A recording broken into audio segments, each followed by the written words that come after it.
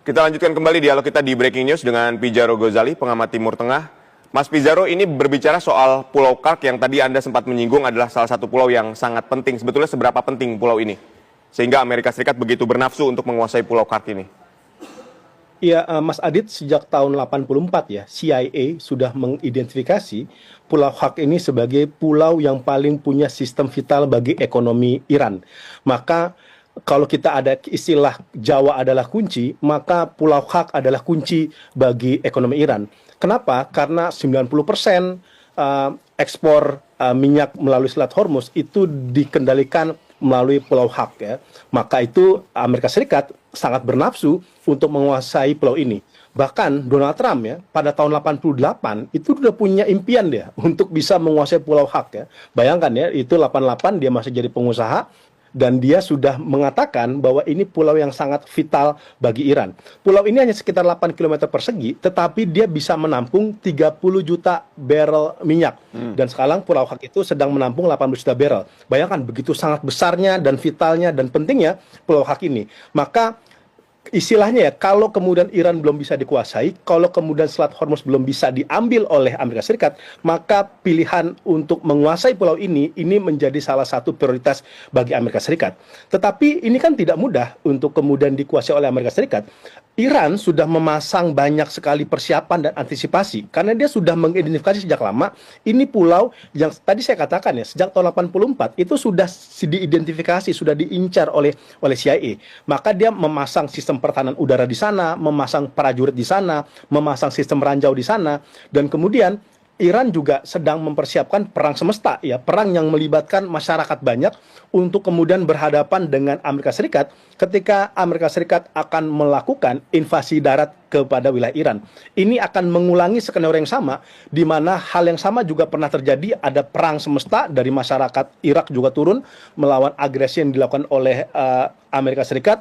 Begitu juga di Afghanistan, itu juga masyarakat turun melawan agresi yang dilakukan oleh Amerika Serikat. Dan ini hal yang sama juga akan ditempuh oleh Iran ya, karena kalau kemudian Pulau Kark ini berhasil seandainya dikuasai oleh Amerika Serikat, maka itu menjadi pintu pembuka untuk Amerika Serikat juga akan bisa menguasai Selat Hormuz yang ada di wilayah Iran. Maka Pulau Kark ini bisa dibilang mati hidupnya Iran.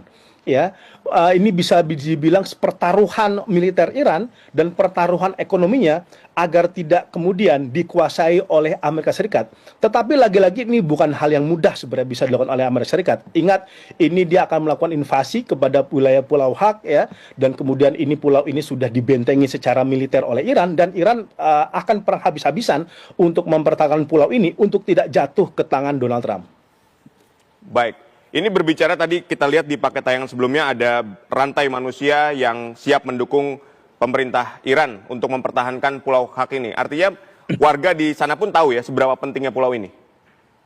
Betul, warga sudah paham ya, dan mereka sudah dari dulu ya, Iran sangat bergantung kepada pulau ini karena tadi ya 90% ekspor melalui Selat Hormuz itu dikendalikan oleh Pulau Kark. Memang ada pulau-pulau yang lain, ada Pulau Abu Musa ataupun ada Pelabuhan Jarak ya di Iran, tetapi itu tetap tidak bisa menutup peran kunci pulau ini sebagai aset strategis bagi Iran ya. Maka Iran dalam beberapa tahun terakhir itu sudah melakukan militerisasi di pulau ini, sudah melakukan persiapan pertempuran di pulau ini. Bahkan tadi kita lihat ini footage ada rantai manusia ya yang mereka siap juga diterjunkan untuk bertempur dengan pasukan Amerika Serikat. Ini ciri khas Mas Adit, kalau kita bicara perang asimetris, pasti juga akan melibatkan banyak sekali masyarakat sipil, pasukan-pasukan sipil yang turun gelanggang mempertahankan kedaulatan negaranya. Dan ini fenomena ini udah pernah kita lihat di Vietnam, ketika Amerika Serikat melakukan invasi pada 60-an sampai 70-an, kita juga sudah melihat di Irak ketika Amerika Serikat melakukan invasi pada tahun 2003, kemudian juga di Afghanistan ya. Tinggal sejauh mana sekarang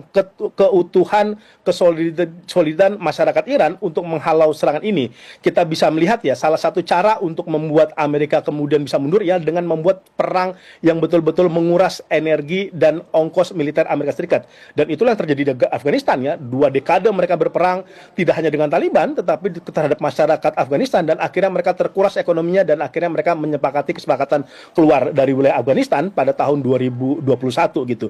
Dan skenario ini bisa kemudian terjadi hingga kalau kemudian kemudian perang ini betul-betul menguras energinya Amerika Serikat. Karena apa? Ini Iran itu wilayahnya 4 kali lebih besar ketimbang Irak dan penduduknya juga 3 kali lebih besar ketimbang Irak ketika Amerika Serikat melakukan invasi pada tahun 2003.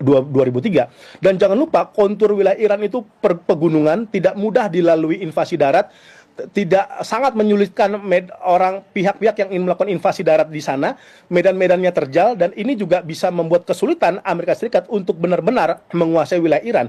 Persis sama, karena ini kan berbatasan dia dengan Afghanistan. Salah satu kenapa kegagalan Amerika Serikat mengalahkan Afghanistan ialah dia kesulitan untuk menembus medan-medan terjal pegunungan perbukitan yang ada di Afghanistan. Baik, ini kan berbicara soal pengamanan dari Pulau Kak ini kan tidak mungkin bahwa pemerintah Iran akan membiarkan border manusia gitu ya untuk mempertahankan pulau ini. Artinya kan akan ada strategi militer yang juga dipersiapkan oleh Iran sebetulnya. Bagaimana strategi yang dipersiapkan oleh Iran untuk menghalau misalnya invasi darat yang akan dilakukan oleh Amerika Serikat termasuk pengerahan 3 kapal induknya? Iya, ini ada 2 pola yang kemungkinan akan dilakukan oleh Iran dan itu sudah bisa kita baca sekarang ialah pertama mengerahkan banyak sekali proksi-proksi Iran yang ada di sejumlah kawasan. Kita lihat tadi misalkan sekarang masih terjadi pertempuran antara Hizbullah dengan pasukan Zionis Israel di wilayah Hizbullah dan perang itu masih berlangsung. Itu upaya juga untuk menahan invasi yang dilakukan Amerika Serikat atau menahan koalisi yang dilakukan Amerika Israel untuk menguasai wilayah Iran. Kedua, jangan lupa Houthi per hari ini Mas Adit ya itu sudah melakukan tembakan untuk pertama kalinya sejak perang ke wilayah Israel ya. Ini juru bicara Houthi sudah mengatakan mereka terlibat dalam perang melawan koalisi Amerika Serikat dan Iran dan mereka bersiap untuk menutup Babul Mandeb. Selat Hormuz ditutup, Babul Mandeb ditutup, ini betul-betul akan mengguncang ekonomi dunia, tidak hanya mengguncang perdagangan minyak dan gas. Jangan lupa Babul Mandeb itu wilayah yang menjadi choke pointnya Laut Merah itu juga sebagai lalu lintas perdagangan pangan, Mas Adit. Sudahlah harga ekonomi melonjak, sudahlah harga gas melonjak, ditambah lagi harga pangan. Strategi ini akan dimainkan oleh Iran bersama proksinya untuk menekan dunia internasional dan untuk menekan Amerika Serikat untuk menghentikan serangan. Jangan lupa Badan Pangan Dunia sudah mengatakan akan ada lonjakan 40 juta kelaparan akut hasil dari perang ini kalau kemudian perang ini tidak berhenti dan membuat stok pangan itu terhambat. Dan strategi ini tampaknya juga akan dimainkan oleh Iran untuk benar-benar memaksa Amerika Serikat menghentikan serangan daratnya ke wilayah Iran. Baik, tentu Amerika Serikat tidak juga akan berhenti sampai di situ saja ketika misalnya tadi strategi akan digunakan oleh Iran dengan proksi-proksinya. Lalu apa yang dapat dilakukan oleh Amerika Serikat untuk dapat terus masuk dan menguasai Pulau Kak ini? Akan sangat sulit dilakukan oleh Amerika Serikat kalau dia tidak punya banyak koalisi dalam melakukan serangan ini.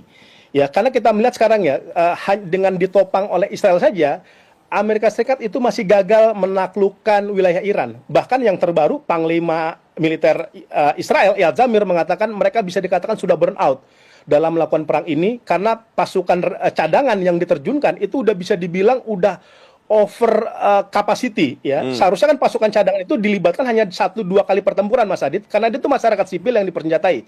Tapi bayangkan ini pasukan cadangan di Israel sudah dilibatkan sampai 7-8 kali operasi tempur ya, dan ini akan sulit kalau dia tidak dibantu oleh NATO. Problematikanya NATO tidak mau kemudian mengaktifkan pasal kelima, artikel kelima, di mana dalam Fakta Pertahanan NATO mengatakan jika ada satu negara diserang, maka negara anggota lainnya akan mengikuti memberikan dukungan pada negara tersebut. Tapi jangan lupa Mas Adit, pasal kelima NATO ini hanya berlaku kalau negara NATO yang diserang terlebih dahulu. Dan kapasitasnya untuk pertahanan, bukan ofensif. Sedangkan Amerika Serikat, dia melakukan serangan terlebih dahulu kepada wilayah Iran, dia bukan melakukan serangan pertahanan. Dan yang kedua, ini terjadi di Timur Tengah, bukan di Atlantik Utara. Pasal kelima NATO itu baru bisa aktif kalau memang terjadi di wilayah Eropa, wilayah Amerika Utara, dan lain sebagainya. Sedangkan ini di wilayah Amerika, di wilayah Timur Tengah, yang tidak masuk di dalam klausul kesepakatan yang ada di NATO. Maka sampai sekarang kan Donald Trump mencoba menggoda, merayu-rayu NATO dengan sanksi segala macamnya untuk dia ikut dalam operasi Amerika Serikat. Menurut saya, Trump tidak punya banyak opsi. Kalau negara-negara NATO tidak ikut disertakan, maka dia akan sangat sulit memenangkan pertempuran yang ada di wilayah Iran. Baik, Iran ini kan memang sudah menunggu ya kedatangan Amerika Serikat untuk invasi daratnya. Artinya dia punya kesiapan yang luar biasa. Kita berbicara soal masalah geografis misalnya, tapi juga kita tidak bisa mengabaikan bahwa kekuatan udara dan kekuatan lautnya Iran ini juga sudah porak-poranda dibuat oleh Amerika Serikat. Lantas apa yang sebetulnya masih Iran punya sehingga dia masih sangat percaya diri menghadapi invasi darat yang dilakukan oleh Amerika Serikat? Jadi begini Mas Adit ya, Iran ini sudah mempersiapkan skema perang dalam 20 tahun. Bahkan dalam berbanyak laporan militer, Iran itu siap perang sampai 10 tahun. Ya, jadi kalau dia sudah mengukur sebenarnya bahwa perang ini juga akan banyak memukul kemampuan militer dia, mengukul fasilitas-fasilitas militer dia, tetapi jangan lupa bahwa Iran itu dia sudah mempersiapkan perang ini dalam skenario yang sangat lama. Oke. Ya, dan bahkan dikatakan Iran itu siap dengan 10 tahun. Apa yang kemudian dia masih dimiliki? Jangan lupa ya, dia sebenarnya masih memiliki banyak fasilitas rudal, masih juga ada fasilitas nuklir. Banyak laporan-laporan rahasia yang sebenarnya mengatakan bahwa Iran itu sebenarnya memang benar-benar memiliki senjata nuklir. Ya. Tetapi ini kemudian dirahasiakan dan itu tidak kemudian dimunculkan kepada publik seperti itu.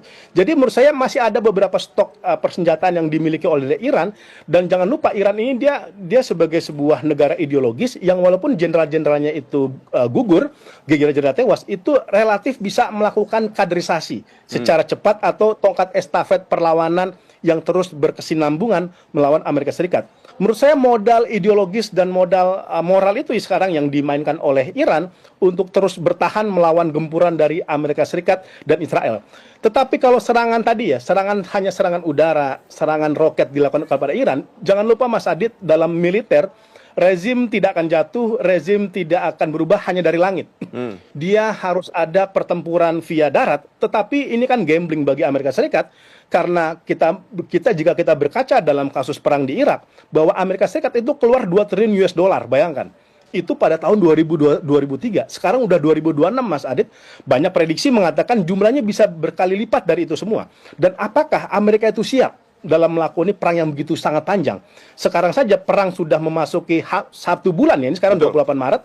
Itu kita bisa melihat ya, sudah ada ongkos miliaran dolar yang sudah keluar dari Amerika Serikat, dan mereka relatif tidak bisa mengklaim kemenangan dan tidak bisa gaining secara signifikan dalam perang ini. Apalagi perang ini berlangsung sangat panjang, sampai bulanan, sampai tahunan, sampai 2 tahunan. Dalam pola-pola yang terjadi di Amerika Serikat, kadang perang itu habis bukan hanya sekedar ongkos militer Mas Adit, tapi juga perubahan domestik, tekanan politik domestik. Itulah yang kemudian membuat Richard Nixon nanti kemudian secara teratur menarik pasukannya dari Vietnam. Itu pula nanti yang membuat Joe Biden akhirnya menarik pasukannya dari Afghanistan. Ya, ada perubahan komposisi politik di dalam negeri, dan ada semangat anti perang di dalam negeri beriringan bersamaan dengan lonjakan harga ekonomi, energi dan gas di dalam negeri tersebut. Maka bukan tidak mungkin skenario Vietnam, skenario Irak, dan skenario Afghanistan itu juga akan terjadi di wilayah Iran, ya. Dan tapi problematikanya kan Amerika pasti dia harus punya alasan untuk keluar dari perang ini. Dia harus punya pernyataan kemenangan lah dalam perang ini ya. Yang mungkin yang bisa disiapkan oleh Amerika Serikat bahwa dia sudah membunuh jenderal-jenderal Amerika Serikat. Dia sudah membunuh supreme leader yang ada di sana, dan Mujtaba Khamenei juga belum muncul sampai sekarang. Dia juga sudah memukul beberapa pejabat IRGC. Itu mungkin saja itu kemenangan quote and quote yang akan dijual Donald Trump kepada publik dan kepada Kongres untuk dia mengakhiri perang yang sedang berlangsung ini dan menyelamatkan muka Republik dalam pemilu sela yang akan berlangsung pada November nanti. Baik, tadi menarik yang Anda sampaikan ketika perang ini dapat bertahan selama 10 tahun, bahwa Iran sudah mempersiapkan ini selama 10 tahun. Apakah ini berarti termasuk mempersiapkan segala dampaknya? Nanti akan kita bahas usai jeda. Tetaplah di Breaking News TV One.